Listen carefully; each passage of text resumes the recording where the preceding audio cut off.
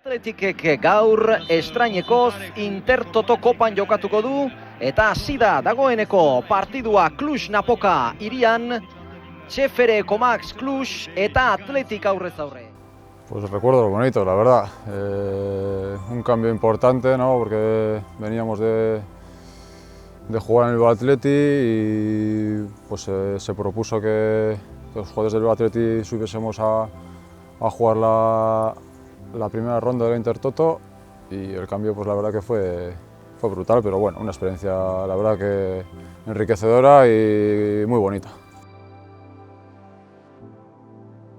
Goratzen dut nahiko prezipitatua izan zela, esperientzia polita, guretzako oso polita, baina hori, asko ikasi genuen be bai. Oso arin pasatu zela dena eta bueno, oroitzapen oso daukat, baina bueno, ez nola joan zenagatik, baizik eta bueno, Atletikeko lehen taldearekin jokatzeko aukera izan nuelako eta hori bilbotar batentzako gauza garrantzitsua da. Ormazabal, Eder, Amorebieta eta Casas atzean, Zelai erdian, Solabarrieta eta Ibon, Iruko lerroan, De Paula, Guerrero eta Paredes. Bitxia izan zen, heldu ginenean hor eta guztiok batu, Bilbao Athletickoak eta lehenengo taldekoak polita izan zen, baina gero azkenean zelaian jolasten genuen guztiok, ondo, alde horretatik ondo. Gu ere betik igon ginenok uste genuen aukera bat zela, ez? Igual, lehenengo kanporaketan kanpoan geratu ginen arren, pasatu ezkero, gen euskala gure aukerak, jolasteko eta gero hori, zen ikugu zer pasatuko zen, baina aukera hori gen neukan buruan. Hortxe da, eskuinaldean Asier Ormazabal aukera Atletikentzat. Eta bueno, posik hartu genuen, Julen Guerrero, Javi González, momentuan, Amorebitak ere uste dut egin zuela debuta egun horretan, eta gero, aurrera entzean ere, futbol arloan pisu handiko jokalarekin jolastu genuen, eta hori oso posik sentiarazten gintuen, eta horrelako gomutarekin geratu gara. El cambio es muy grande, ¿no? Porque ya ahí ves ya el nivel de la categoría, el nivel de los jugadores del Athletic, ves el ritmo de juego, la intensidad. Vino Mendy, ¿no? Que pues bueno, al final es un entrenador trayero y pues lo que te digo, que ahí ves ciertamente el cambio de categoría, ¿no? Y lo que es la élite. Bederatzi urterekin hasi nintzen Mini Lezaman, 22 urtera arte Lezaman, eta claro, bi partidu jolastea lehenengo taldearekin, letxe da, ezta? Nik beti izaten dut, ez? Ni santutxokoa naiz, 7 urtetatik bazkide, hori nire familia eta lagun guztiak Atletikeko zaleak, eta San Mamesen jolastea, Rumanian, baina San Mamesen jolastea, niretzako eta nire inguruan dagoen jendearentzako ere oso polita izan zen. Katedralean gaude, laizter hasiko da Intertoto kopako bigarren kanporaketako itzuleko partidua. Sí, al final, pues bueno, para eso es lo que estábamos, ¿no? Ahí día a día, desde bien pequeñitos. Entras en Lezama, el cambio es muy grande y vas, pues bueno, todos los años al final son una reválida y vas sumando categorías y vas pasando para arriba y pues llega la combinación, ¿no? De llegar al primer equipo. Lógicamente luego es muy difícil mantenerse, ¿no? Es difícil llegar, mantenerse yo creo que todavía más. Pero bueno, al final para eso estábamos entrenando ahí todos los años, todos los días y la experiencia pues la verdad que fue bonita.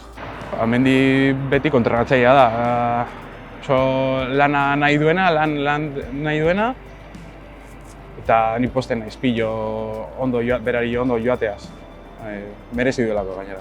Pues sí, en el Athletic pues no sé si le faltó suerte o no se tuvo paciencia con él, pero lo que tú dices, a día de hoy ahí está, sumando títulos europeos, ha estado en equipos menores, en equipos mayores y yo de lo cual me alegro un montón, la verdad.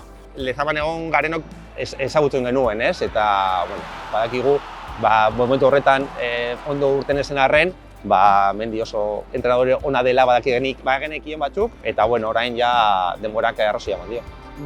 Ernesto hori, Bilbao Athleticeko urte horretan, denboraldi oso egin genuen, gainera talde oso ona geneukan, Aduriz, Iraola, Pordas, Jonan, Eskalona, eta hortik ero aurrerantzan ere ibilbidu luza aukik dutenak, eta, bueno, bai, Ernesto ere niretzako entrenadore berezia da.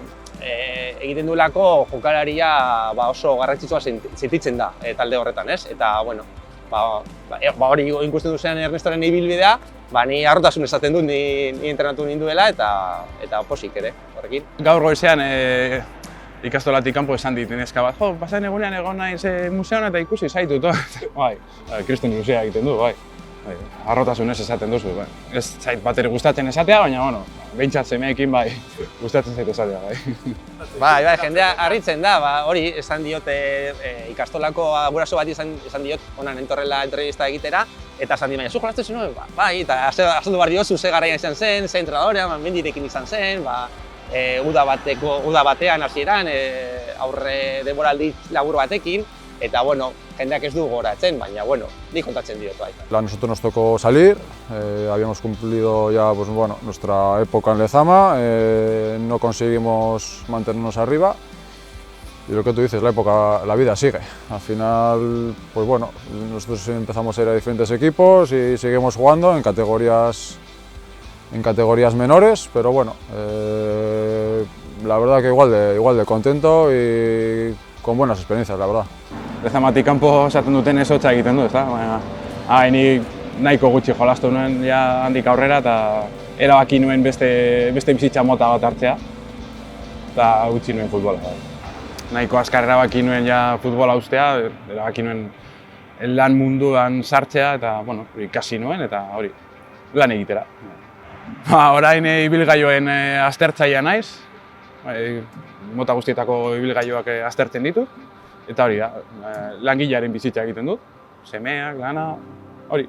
Ondo orain, zuhiltzailea naiz, eta nire dauket Arkotxa, Bilbao Atletiko delegatua dena, zuhiltzailea zen, eta nik esaten nion, Arko, ni zuhiltzailea zen nahi dut, eta eutxi hori urrerako, lehen futbolera jolastu, eta ja futbola utzi nuenean horrekin hasi nintzen, eta orain oso posik eta Bilbon lan egiten dut, zuhiltzaile bezala, eta oso posik. Muy bien, la verdad, no me quejo, trabajando, casado, también mi mujer trabajando, 2 críos, una vida pues de aita, ¿no?